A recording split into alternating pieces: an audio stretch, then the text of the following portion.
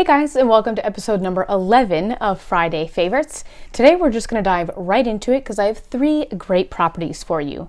The first is a 3-bedroom, 3-bathroom, gut-renovated co-op in Larchmont that is listed by yours truly and Liz Pittman, my colleague. The second is a colonial in Harrison that just checks every single box. And the third is going to be a fixer-upper in a really sweet neighborhood in Rochelle.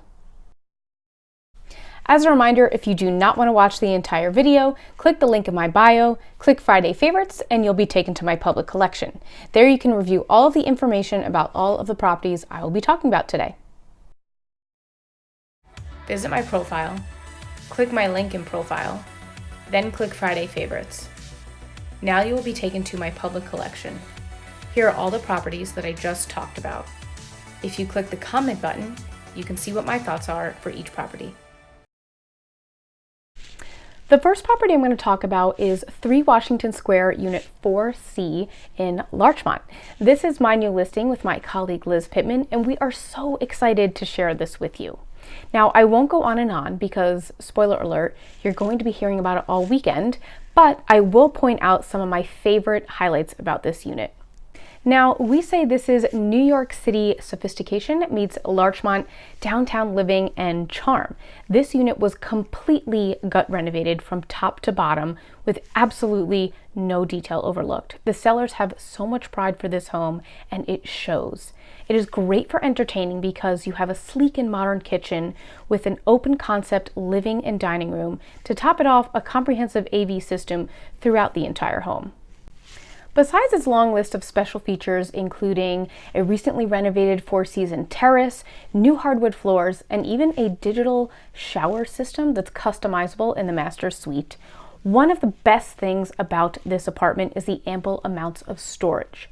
You have 2 walk-in closets in your foyer, you have a pantry that I could basically live in, and then each bedroom has a full wall of custom-built closets. I swear, you're gonna have to go out and find things to store in this apartment. You're not gonna want or need for anything.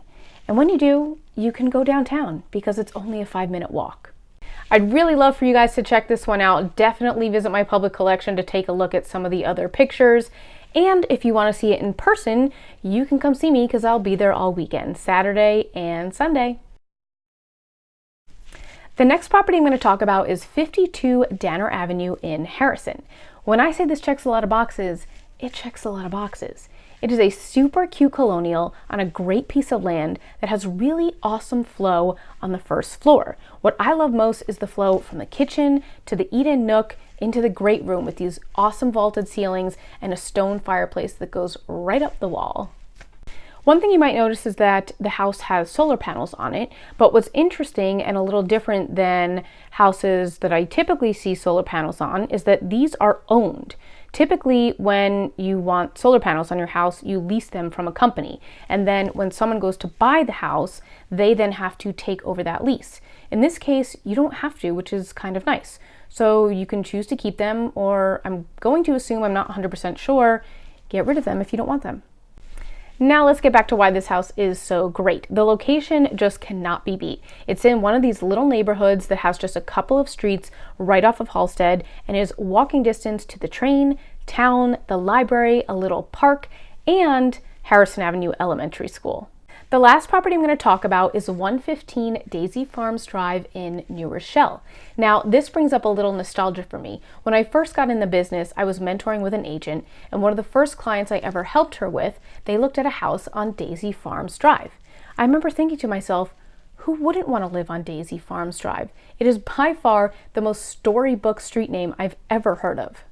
All right, let's get into the house. This is a ranch style home, so all of your living areas and bedrooms and bathrooms are going to be on one level, and this house actually has a finished lower level as well.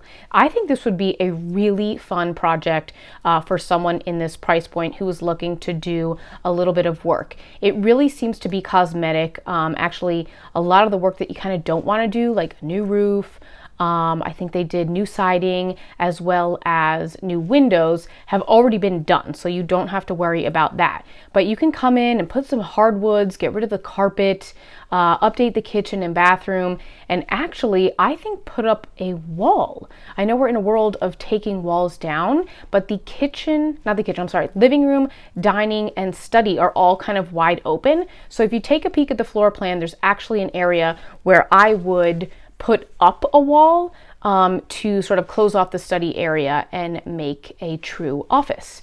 To round it all out, you have a really awesome backyard, so you have room to expand if you want to, or you can just enjoy the wide open space.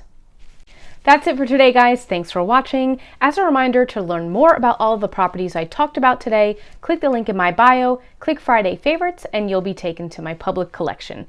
We'll see you next week.